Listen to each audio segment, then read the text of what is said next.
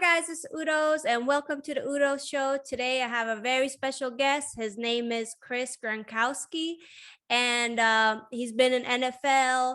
He's been on Shark Tank, and he has his own ice shaker. He's an entrepreneur and all that good stuff. Welcome to the show, Chris, and thanks so much for joining me today. Um, Thank you so much for coming in. Let's just get to it. So, what was it like being in the NFL? And what does it really take to join and everything? And once you're there, what is it really, really like? Yeah, that's a good question. A lot of people see players and they think they're playing a game, right? They might have played in high school or as a kid, and they kind of think that that's how it is. It's fun. You're going to go out there, you're going to have a good time. But when it comes down to it, it's a job, and with any job, there's a lot of responsibility. It's hard. You could be fired anytime. You're getting paid for it, and there's a lot of competition as well. So uh, you do play a game. You play it once a week, and the other really 6 days of the week, it's all out. Probably the most aggressive and intense job you can have. So definitely something that I would never trade. And I knew what I was signing up for when I got into it, and it was a great start on life, and absolutely loved playing the game. But was by far definitely the hardest thing I've ever done in my life as well. Yeah, like how do they treat you if you get like injured or something goes wrong? Like, are they treating you kind of like, oh, you're disposable, or is it like, oh, just get back to it whenever you're, feeling better kind of thing? Or does that ever come up? Yeah, yeah, it's next man up mentality. So it's it's a business. So they got to make money. They got to have the best players on the field. They're trying to win games. So Mhm. if you get hurt, you're almost like damaged goods. You'll usually get signed, or you'll get released with an injury settlement. What I didn't know was actually my second year, I had pec surgery. I had to have surgery. I was out for the rest of the year. My pay got cut by 40% for getting hurt, which I didn't think was a possibility. I didn't even know that was a thing. But What? uh, That's crazy. So like, I mean, for me, like I can walk outside and I twist my knee a little bit and I'm like, oh my God, I'm out for a week, like like how does that even work? I feel like somebody's just playing like NFL or any kind of sports, like they get injured like all the time. yeah, for sure. So if you're out for the season, it's like any other job. You're actually, if you get hurt on a job, employers can cut your salary by up to 40%. So it's the same thing with the NFL. They do have to take care of you. They do have to pay, for your surgeries or whatever you have, all your medical care after that as well, until you're healthy again. But yeah, there's really no difference between in the NFL or just like a normal job when it comes to injuries. Wow, that's crazy. So that basically made you kind of want to get out of, the NFL and start other ventures, right? So I didn't want to get out. You kind of get forced out at some point. For Oh, me, it was really? injury, Yeah. and a lot of times it's injury, which takes guys out. I ended up getting hurt. I got an injury settlement. I tried to come back. I actually tore my hamstring and had to have surgery if I wanted to play again. Decided not to. So Mhm. yeah, most of the time it's not the guy choosing to leave. There's very few guys that leave on their own terms. Usually it's injuries or the competition. You're not good enough anymore. You age out, or you're just being paid too much because you get paid more every year that you play. Your minimum salary goes up. So for me, it was a combination of both. Got hurt, wasn't really getting a ton of offers anymore at that point, anyways, and I moved on to the next thing. But it was a great start for me. Yeah. I used that money and I put it into business at that point. Yeah, I mean, I think it's great that, you found the positive aspect out of all this because, so many of us will be like depressed and like, oh my God, like my dreams and all this stuff is over. But there's so many things that you can pursue. Like it doesn't necessarily have to be that one thing. There's many different ventures and there's so many opportunities out there. But I'm glad that you found the positive aspect out of everything and then went on to like the Shark Tank and entrepreneurship and like this ice shaker that you made, which is like so amazing. By the way, I have to get one of those because I work out all the time and I'm like, that's a great idea, Yeah. Definitely send you one after this. Yeah, for sure. So, So talk about that. How was that like starting this whole business? And basically it's an invention. So how did you even invent this? Like were you like in your kitchen and you're just testing different ways of doing stuff? Like how did you even come up with that? It was kind of like that. I was at the gym. I had a plastic shaker bottle. It was hot out. It was sweating everywhere, and I took a sip of it. It tasted awful. And I went home that day like, there's got to be something out there that actually keeps your drinks cold that will actually blend it as well. And Mhm. went home that day and went to buy one, and there was just nothing out there at that time. So that was kind of the aha moment. And then I kind of did what you said, started taking cups, like trying to put different lids on them, doing the whole thing, and really it was a super basic idea. I was just going to take an insulated bottle and put a shaker top on it, because there was other insulated bottles out there at the time. There just was nothing that you could put a shaker top on and actually blend it with. So the idea kind of hit me. At that point I just kind of ran with it. And 6 months into it, I was able to get on the ABC Shark Tank, and at that point got offers from all five sharks, closed with Mark Cuban and Alex Rodriguez, and then it just took off after that. Wow. Yeah. I mean, I had so many times where I like drank protein shakes and, the like gunks of Oh protein yeah. and all that. And then it gets hot really quick. Well, actually, protein, I feel like they're already, even if you mix it with cold, it's still kind of like is a little on the warmer side for some reason. So it's like great that this is like keeping everything cold and like the gunks are out of the way and like it makes it easier, the whole experience of drinking like protein shakes, because it's not my favorite thing to do. It's just like, yeah. Sorry, I'm like getting into the whole protein shake. I mean, I kind of just avoided protein shakes because of that, to be honest with you. But no, I have to like really get that so I can like drink my protein shakes and build up some muscles and stuff. Yeah. I'm shaking. Yeah, for sure. So, um, and when you went on Shark Tank, did you like get super nervous right before? Because now you're like introducing this whole like new invention idea and you're in front of like Mark Cuban and all of the Shark Tank guys. And like, how was that like? Yeah, so walking out there is definitely intimidating. Mhm. The hardest part is that you pause and you get all these different camera angles before it starts. So there's just a bunch of cameras flying around you. The lights are on, and you're like, Mhm. man, I was good. Like I was cool. I was ready. But now you guys maybe just sit here for 2 minutes and chill. And at that time, like the sharks are right there in front of you, and you kind of get a little bit nervous. But the cool part was that they weren't just like staring you down like they show you on TV. It wasn't like this intense moment. They were chilling, like talking to each other, like they were on their Yeah. phones, they were doing all that. So it felt like I was just around a bunch of friends at that point. So wasn't too bad. Once you start talking, everything's good too. You just got to get by those first couple sentences. No, that's super cool. And like, how was that working with like Mark Cuban directly?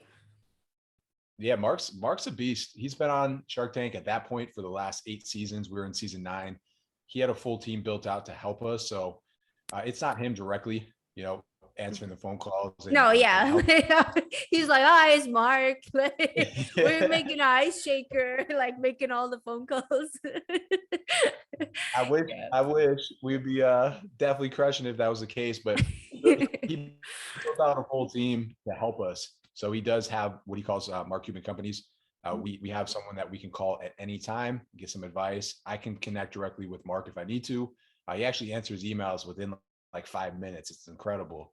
Yeah. But I only reach out when it's like really big things, because at the end of the day, he's a multi-billionaire. So, he invested 75,000 into the company. I wasn't really expecting him to pick up the phone every time I called.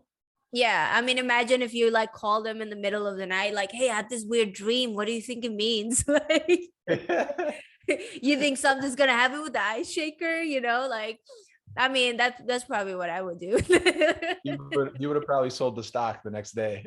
Right? Like, just get out of here. Like, Oh yeah. that would have been so funny. I mean, that would have been like a whole nother like comedy kind of style movie. Yeah, we could have done we did get an update, like a 1 year update, but we could have done another one, like a Mhm. 5 year update would be pretty cool, and show all these ridiculous messages from me and Mark. I know, right? So right now, are you allowed to talk about like how many sales and all that kind of stuff you kind of generated, or is that like Yes. confidential? Yeah. No, we had the 1 year update, so it gave a pretty good just breakdown of where we're at when we started, when we first got there, and then where we're at 1 year later. So when we first pitched on Shark Tank, we were about 6 months into the company. We got about 80,000 in sales at that point. After the next 12 months after airing, we did about 3 million in sales. So there was a massive boost from being on Shark Tank.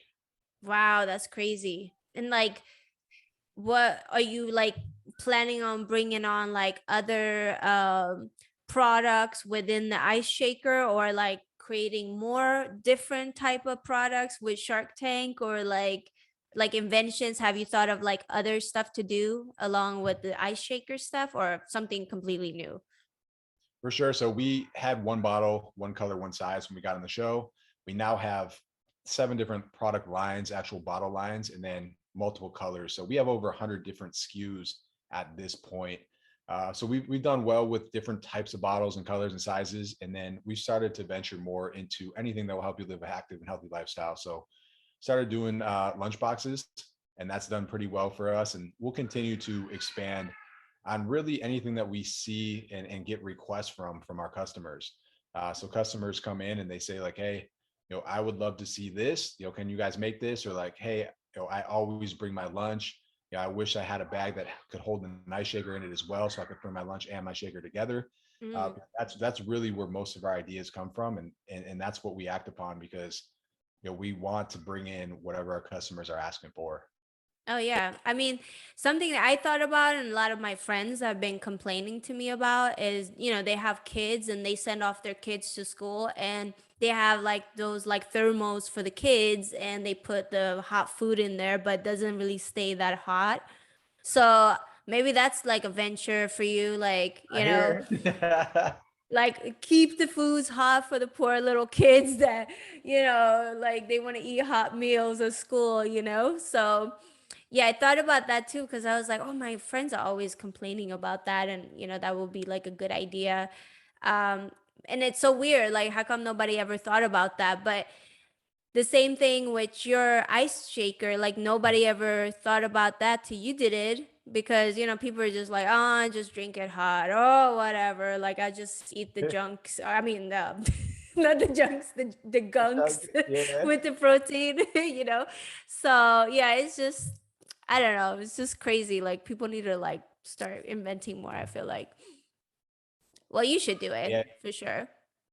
Yeah, we could definitely implement something like that. Our bag does have 2 compartments, so one is or could be used for warm, and one could be used for cold, or they could both be used for warm or for or cold, either way. But Wow. that's definitely something we could do. And then yeah, kind of going back to what you said, like a lot of people do think of these ideas, and I get people that tell me all the time that they thought of ice shaker before I created it, but it's just very hard to act upon and actually put something that you think of into play and actually create it. Yeah, because I thought of so many like ideas for inventions, and I'm like, oh my God, then I have to do a patent and go to some kind of lawyer and, like talk to some random person and then copyright it. And there's so many steps. Like, did you have to do all that, or? Absolutely. Yeah. And Yeah. when you think of the idea and then you start doing it, you think it's going to be really easy. And you're like, oh, yeah, this is the coolest idea. Everyone's going to want it. Right.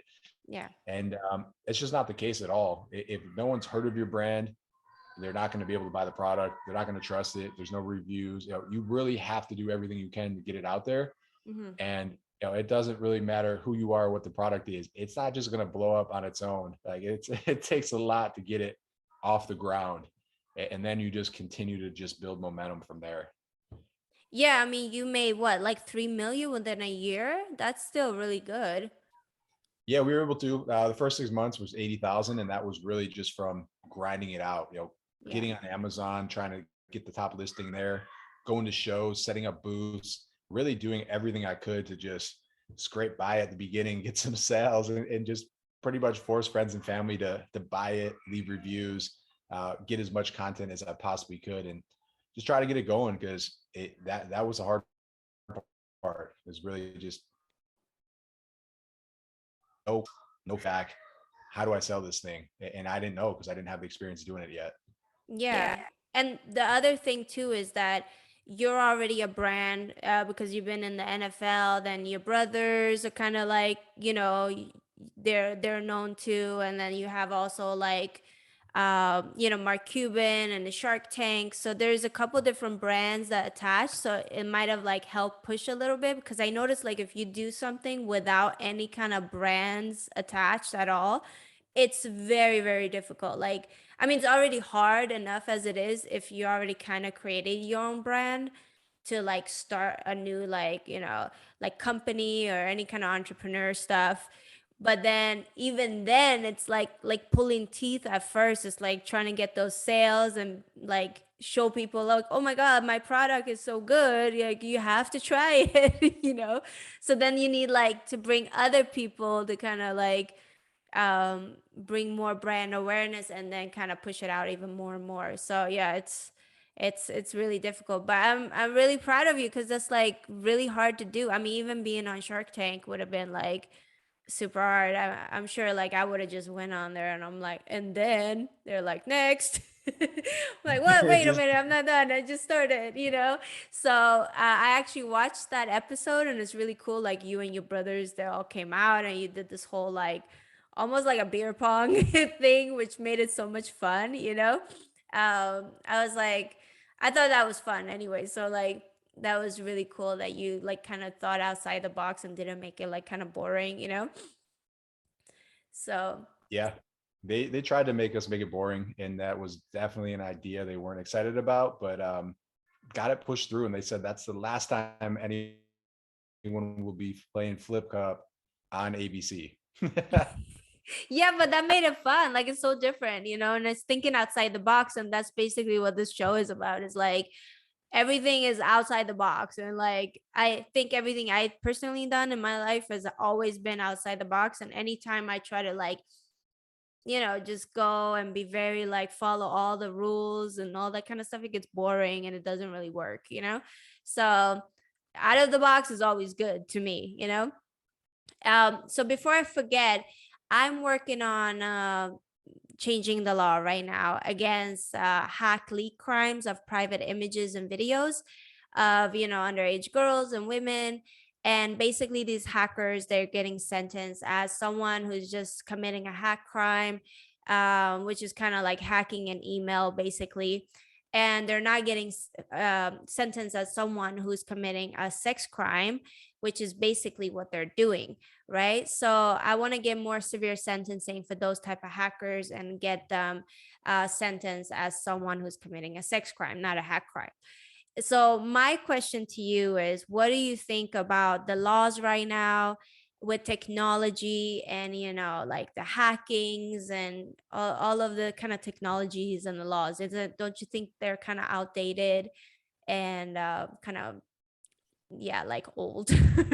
Yeah, you know when you say that, that's definitely shocking to hear.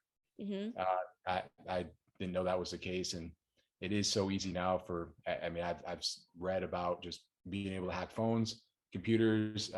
People even sell like little privacy things just to cover their cameras whenever they're on their computer, and that's shocking. yeah. Absolutely. So, yeah, that's to hear that, and that's the law. That's the first time I've actually heard that, and that's crazy to me. Yeah. I mean, what's so crazy is that they literally can hack like a little 10-year-old girl's iPad.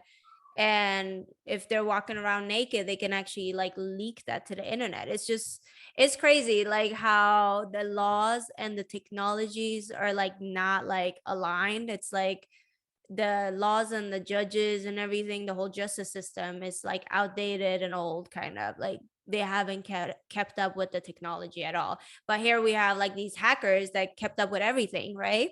So it's just crazy to me, but they definitely need to change these laws because it's affecting not just girls and women. It also affects obviously little boys and men, but it's just, yeah, it's just crazy right now and how everybody's like profiting from it too. Like, why isn't there any laws against profiting from non-consensual sharing of images and videos online? And it's crazy, right? Yeah, you see some celebrities get hacked as well, but I didn't know the whole prosecution side of it is just considered hacking. That's, I mean, there's really no difference between that and having an actual videotape and sharing that. I mean, that you would get you know accused for a crime of soliciting underage sex or distributing it. So yeah, that's kind of crazy that is that is the law that they only consider that hacking. Yeah, so that's what's so weird too is that there's like something called a revenge porn law, which is if one person records another person and puts it online, they can get sentenced. But someone who's literally going after hundreds and thousands of girls or women or boys or whatever, they're just getting sentenced as a hack crime, which is so weird to me. Like, how is one person getting a longer sentencing than someone who's doing this to like hundreds and thousands, you know? So, yeah, definitely need to change. But let me just ask you, what are some of the new ventures that you're pursuing right now? New ventures. I've kind of settled down on what I have going on. Yeah. With iShaker, it's definitely my full time, but Mhm. with that, we have so much that we're always working on. So a lot of the cool stuff we do is different partnerships. We are partnering up with the U.S. Army to do an official U.S. Army camo bottle that Mhm. we're really excited about because we love supporting our military. Some of that money goes back to their foundation as well, and Mhm. we're pumped for that one. So that's definitely the next one that I'm excited about and super pumped to continue to work with our military.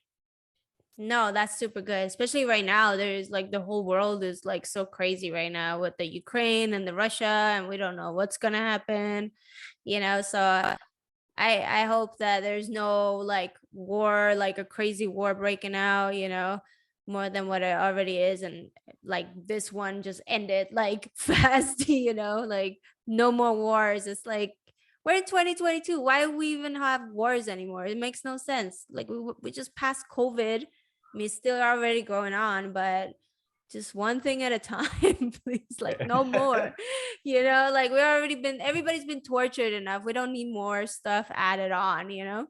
So yeah, I think probably like the best choice is to put like you know, I call him Putin, but it's Putin, like Putin in French is like whore, but yeah. So like we should put those two guys in like a therapy session, maybe like a couples counseling and like get it all sorted out and so everybody could be peaceful and nice, you know? Like it's just too much right now. But what do you think about um like you have daughters, right? I got one coming. You got one Got the coming? I boys. thought you had a daughter already, but yeah, maybe that's where I like got it wrong. Yeah, three boys and a girl on the way. Nice. So with the little girl, like, are you like gonna be like super overprotective over her, like more than the boys, or is it just like all of them the same amount of protection? No, I think she's gonna get away with a lot more and Oh, really? get- and get Yeah. pretty. I mean, as the baby and as the only girl, it's yeah, she's probably gonna get whatever she wants. No, I totally understand, especially when it's little girls, you just like, oh my God, you okay, you can get whatever you want. Like, you know, they're so cute. But I think women are like that with boys, and then men are kind of like that with girls, you know? Like they're like, okay, you can get whatever you want. It's like whatever. But and then I also wanted to ask you, um, what are like some of your advice if somebody wanted to pursue NFL? What should they kind of expect? What kind of steps should they kind of go about to like, you know, follow that dream? Yeah, for sure. So, I mean, the first thing is it's definitely not for everyone. Unfortunately, I mean, you do have to have some kind of just God-given gifts. You have to have some kind of talent. So there is certain positions that you could, even without a lot of talent, could kind of figure out how to do it and could have a chance doing that. But for the most part, you have to have some kind of talent first and foremost, and then after that, it's a lot of hard work. So something that my dad helped us with when we were in high school and when we were younger was Mhm. having a weight room. He actually started a whole business around fitness equipment because he wanted to get a weight room for us in our Yeah. basement. So lifting weights was big. It definitely helped us get to the next level. The second thing that I thought was huge was a speed coach, like actual technique for running, and your speed is something that really in any sport is going to help you get to that next level. Mm-hmm. And then last but not least, like a lot of guys don't make it to the next level, to the NFL level, because they just don't have the grades and they don't pass school. So with Oh. football, you actually have to be in college for at least 3 years. Mm. Um, it's not like other sports where you can go for a year or skip college altogether. So if you want to get to the NFL level, you have to at least pass your classes for college for 3 years. So get good grades and just really actually focus on school and get it done. Just get in those habits early on. Do your schoolwork, and that's going to help you first off learn a playbook as well, because they're not easy to learn. But it's going to help you get through school a lot easier, and all that stuff helps. Like the NFL scouts know everything; they look at everything. So if you are a good student, all that does is help you first get to college, because they don't want to give scholarships to players that are just going to drop out. You know, it's a complete waste for them. And then Mm-hmm. NFL, because they want guys that are smart as well. So and you got to get through college to get there. So those are definitely my tips. And again, just a lot of hard work. And then sometimes you just got to get lucky that you don't get hurt, because it is a physical sport where you can be an amazing player and you're just one injury away from never playing again, unfortunately. Yeah, you got to pray to the NFL gods, like, please Please keep don't get my hurt. legs protected, my arms and my body. Yep. Yeah. Sometimes it doesn't matter how much you prepare for that. Sometimes you get hit in the wrong way and you're going to get hurt, pretty much no matter what. Yeah, I mean, you never know what life kind of throws at you. So it's great that you can kind of roll with the punches and go with the flow, because you don't know what is going to be the biggest thing for you in your life. And maybe even after this, something bigger comes along and, you're going to have more success and more, profit or whatnot, and everything will fall into place even more than what you already thought, right? So, you never know. It's a interesting route of like what life has to offer, I think. um Also, what I wanted to see was if there's anything that you're working on right now that you want to talk about, kind of push on my show, like we have the ice shaker, but like, is there any other links, or where can we find you? What else do you want to talk about right now? Yeah, for sure. Definitely check me out. Drop me a comment on any of my social media pages at Chris Gronkowski. Check out Ice Shaker at Ice Shaker or iceshaker.com. We're also in a bunch of retail stores, GNC, Vitamin Shop, Lifetime Fitness. But yeah, check it out, and let me know what you think. Yeah, for sure. And I'm also gonna add all of Chris links in my description, so you could follow all his social media and check out his ice shaker. So yeah, I can't wait to personally try your ice shaker. So I'm gonna be like, shake, shake, shake, ding, ding, ding, ding. Gronkowski Yeah. shake.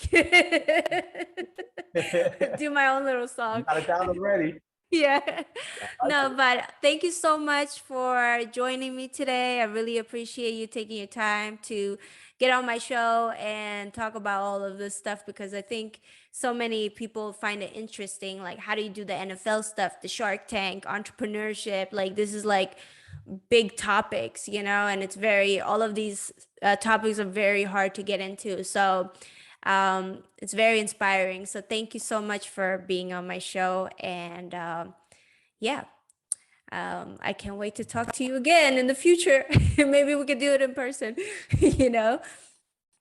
Thanks so much. Thanks for having me today. All right. Okay. I'll talk to you later. Bye bye. Bye. Bye.